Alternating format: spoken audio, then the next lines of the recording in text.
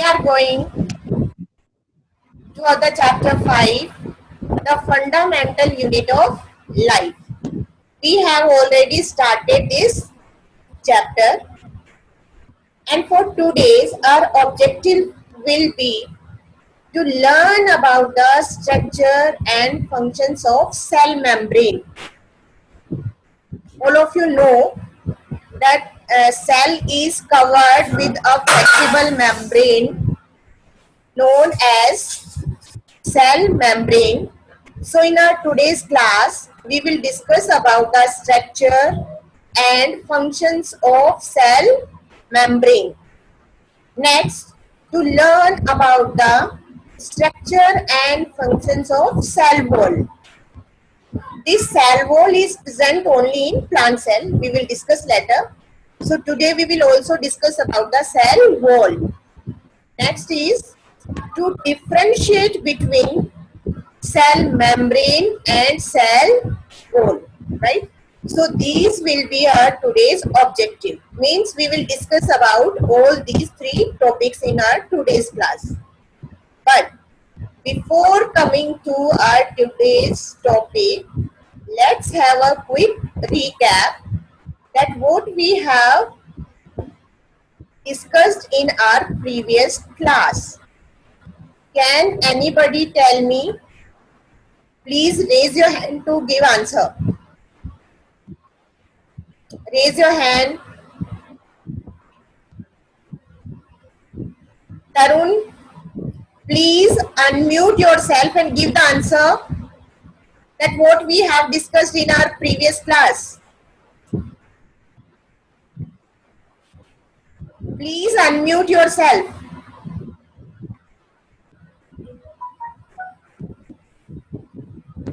Okay, in our previous class, we have discussed about the structures present in a eukaryotic cell.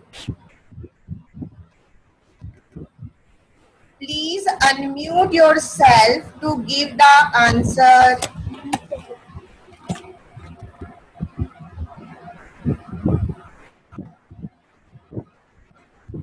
Okay, I am unmuting you. Please give the answer.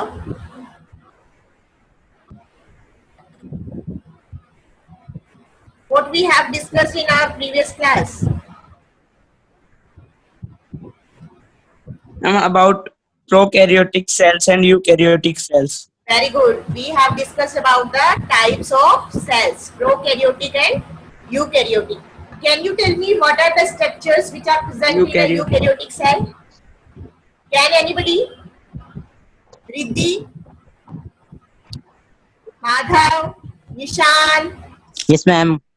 Please give the answer. What are the plasma membrane, cytoplasm. Yes, very good. Plasma membrane. Plasma membrane. Very good. Cytoplasm. Yes. Nucleus. And Nucleus. cell. Very good. And cell organelles which are present inside the Chromosomes are single. okay. And So chromosomes are more than one. what we can say that there are three basic structures which are present in the eukaryotic cells, and these are plasma membrane, cytoplasm, and nucleus. Right? Now, today we are going to deal with the cell membrane. Means we will read about these structures one by one. Right? So, the cell membrane is also known as the plasma membrane. All of you know that cell membrane is known as plasma membrane that surrounds a cell and separate the cytoplasm from its surrounding. It means the cell membrane is the outer covering of the cell. It separates the cell content from the surrounding and make the boundary of the cell. Right? Next, the cell membrane is the outer covering of a cell. It is flexible membrane Membrane means it is a layer which is flexible. Flexible means which is not so hard. If you will touch the cells of your body, you can see that the cells are flexible, not so hard. It is made up of lipoproteins. What we can say that cell membrane is made up of lipoproteins. This lipoproteins is made up of two words, lipids and proteins. Means the cell membrane is made up of lipids and proteins. Lipids means fats. Lipids are one kind of fat, right? Now, in its composition, it is a bilayer of lipids. Bilayer of lipids means the you can see in the diagram that outer and inner layer is of lipids and protein is embedded in it. Embedded means outer and inner layer of lipid and protein is present between both the layers of lipids, just like a burger. The burger bread is the outer and inner covering, and whatever the material you will fill in a burger, vegetables, these are just like the protein. So we can say that cell membrane is a layer of lipoproteins. Two layers of lipid and protein is present between the lipids, right? In this way, the cell membrane is made up of and it covers all the cells. Either it is a plant cell or it is a animal cell. Cell membrane is present in all cells, right? Next, we will discuss about the functions of cell membrane. That what is the role of this cell membrane in cells? It protects the cell by acting as a barrier. All of you know that this is the outer covering. So it protects the cell, right? Next, it is a selectively permeable membrane. Selectively permeable means it only lets certain molecules to enter into the cell and certain molecules to exit from the cell. It can also control the amount of some substance that go into or come out from the cell. So, as we have discussed that cell membrane is selectively permeable. Selectively permeable means it, yes, Riddhi, you can ask your question. I am going to unmute. Yes, Riddhi, please ask your question. Because you have raised your hand. Two participants are raising their hand. Please ask your question. No one? So let's discuss in the last.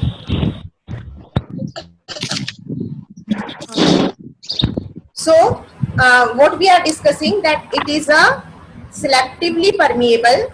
It means it allow only selected materials to enter into the cell, like oxygen, some important nutrients, they can enter into the cell. And the waste inside the cell can come out. It means it doesn't allow everything to enter into the cell and everything to come out from the cell. Hence, it is known as a selectively permeable membrane. Next is, cell membrane helps in transport of materials by the process of diffusion and osmosis. Palak, you have raised your hand. Please ask your question. I am going to unmute you all. Yes, Palak?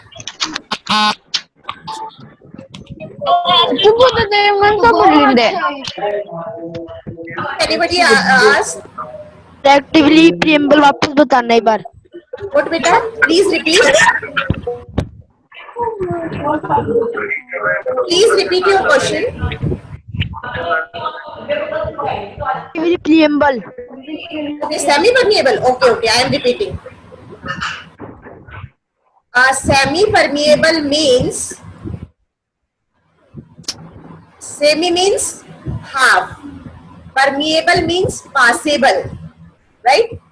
It means the cell membrane doesn't allow all the materials to enter into the cell.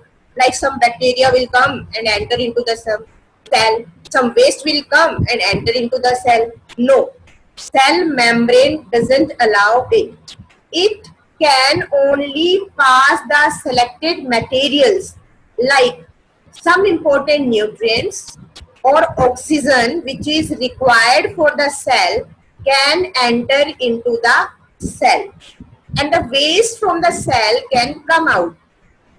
It is not possible that the nucleus will come out or the cell organelles will come out or the cytoplasm will come out. No, it will allow only selected materials to pass through it. So this is the meaning of word selectively permeable. Means it allows only selected materials to pass through it. Clear? Next is cell membrane help in transport of materials by the process diffusion and osmosis. We have discussed about the term diffusion in chemistry, right? So we will discuss about both these processes in detail, that what is diffusion, what is osmosis, what is difference between them. But here I am not taking these topics because they will disturb the topic, right?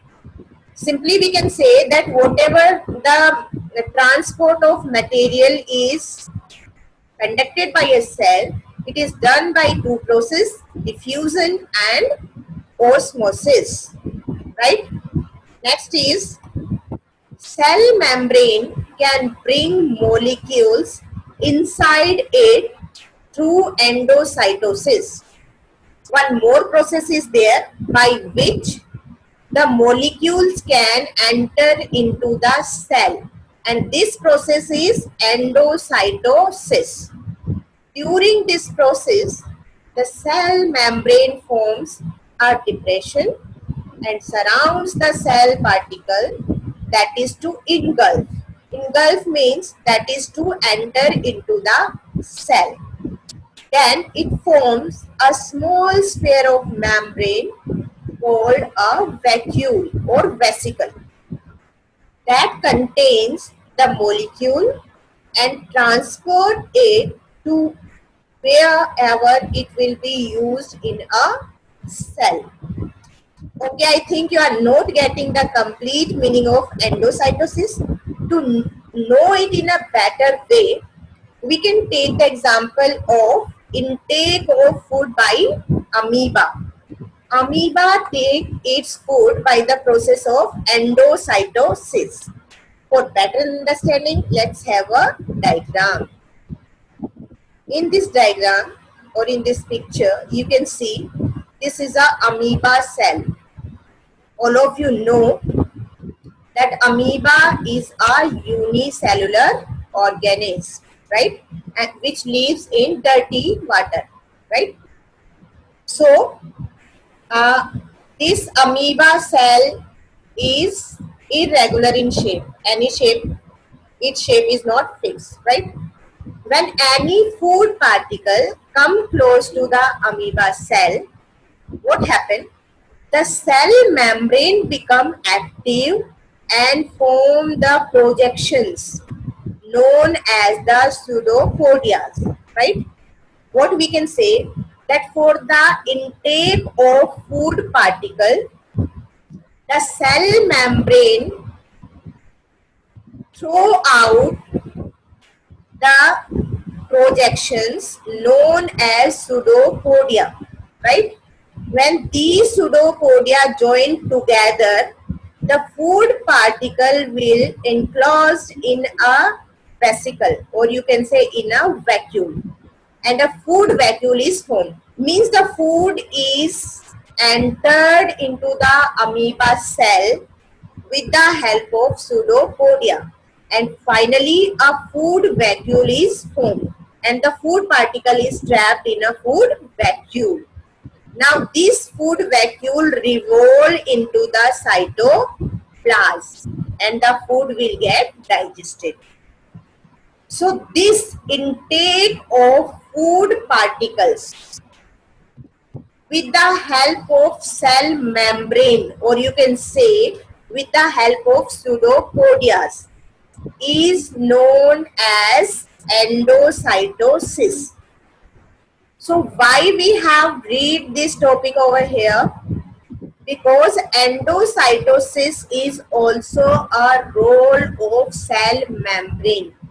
In this process, cell membrane helps actively for the intake of food particles. Hope all of you get now what is endocytosis. Next, we are moving towards the cell wall. Now, you can see in this diagram that the outside the cell membrane, there is one more covering that is known as the cell wall. This is a diagram of plant cell. All of you know that animal cells do not have cell wall. And now let's see what is a cell wall. The cell wall is present only in plant cells. It is also present in fungi and bacteria. What we can say that cell wall is absent in animal cells, right? A cell wall is a layer which is present outside the cell membrane. It is a layer which is present outside the cell membrane but not in all cells. Like animal cells do not have cell wall, right? Now, cell wall can be tough, flexible, and sometimes it is rigid. Rigid means very hard. If you will imagine different parts of a plant, you will observe that the cells of a leaf are soft. It means their cell wall is flexible, right? But the other parts like the stem, bark of a tree, veins, the covering of seeds, or you can say the covering of a coconut, in all these cells, the cell wall become hard and rigid, right? So we can say that cell wall may be flexible or tough, or it is very hard. Next is cell wall is made up of cellulose. Now cellulose is a chemical which is one kind of carbohydrate. Do you know what are carbohydrates? Carbohydrate means sugars. Like you have hear about glucose, fructose, maltose, sucrose. All these are the sugars, right? And you can say all these are the carbohydrates. In the same way, cellulose is also one kind of carbohydrate. So you can say that cell wall in plants is made up of cellulose. Next is, it is made up of chitin in fungi. In fungi like mushrooms. Have you ever seen the mushrooms? All of you are new, right? Okay. So you can say that in fungi, the cell wall is present, but that is not made up of cellulose. That is made up of a different kind of chemical known as chitin. That is also one kind of carbohydrate, right? In bacteria, cell wall is made up of peptidoglycan. Maybe you don't know what are peptidoglycan. Peptidoglycans are actually sugars and proteins. You can say a mixture of sugar and amino acids. Means plant cell, fungi, bacteria, all are having the plant cell, right? But the composition of all these cell wall is different. In plants, it is made up of cellulose. In fungi, it is made up of chitin. And in bacteria, it is made up of peptidoglycan. And as we have already discussed, that it is absent in animal cells, right? Next is the functions of a cell wall. All of you know that the cell wall is present in plant cell especially. So it provides structural support and protection to the cells. It provides structural support, means it covers the cell membrane and add the protection of the cell. It provides a fixed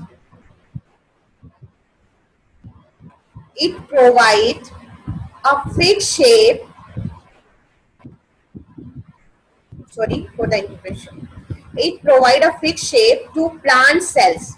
Okay, if you will touch the cells of your body or you touch the cells of a plant body, you will observe that our cells are soft because they are not having the cell wall.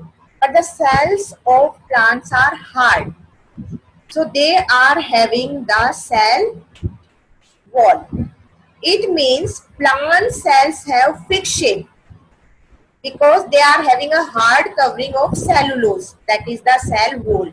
But our body cells do not have fixed shape because they are not having the cell wall. Next is protecting the cell against physical damage and invading pathogens. What does it mean? Means cell wall protect the cell from physical damage, any kind of damage, any kind of injury, any kind of stroke, right? And stop the supply of pathogens. Do you know what are pathogens? Actually, pathogens are the germs like bacteria, virus, which causes diseases in the plant cells, right? So what we can say, that cell wall stop the entrance of pathogens or germs into the cell. So this is the important role of a cell wall. It prevents over expansion of the cell when water enter into the cell. All of you know that when plant cell absorb the water, after absorbing the water, they will expand, right? But because there is a hard covering of cell wall, so it prevents from over expansion, right? Next is, it is also prevent drying up of cells. All of you know that plants are always standing in the sunlight.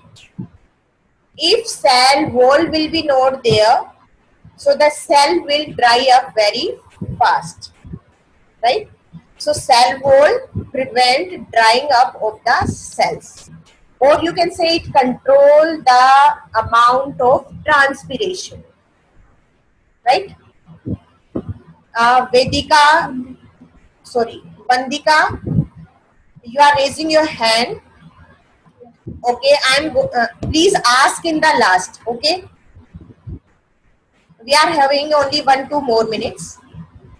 So as we have already discussed about cell membrane and cell wall, right?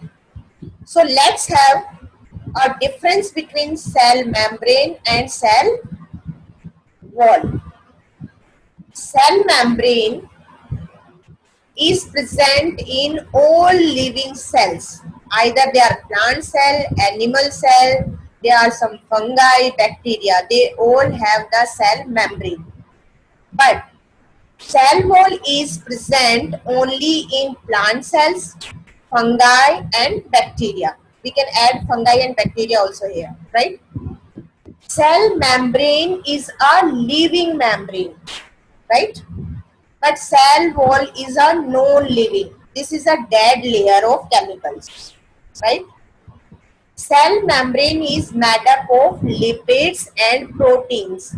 As we have discussed, that cell membrane is made up of lipoproteins. Two layers of lipids and protein is embedded in it, right? It is made up of cellulose. As we have discussed, that cell wall is made up of cellulose, and cellulose is one kind of carbohydrate, right? Cell membrane is soft and flexible membrane, right? But cell wall is a hard and rigid layer outside the cell membrane. It is a semi-permeable. Semi-permeable means selectively permeable. It means it doesn't allow all the matter to enter into the cell. Only selected things can enter into the cell. But cell wall is a permeable membrane. It allows all the matter to enter into the cell. After that, the cell membrane will handle that which will enter into the cell or which will not enter, right? So today we have just discussed about the structure and functions of cell membrane, structure and functions of cell wall, and here we have also discussed about the difference between cell membrane and cell wall. So now I am going to unmute you all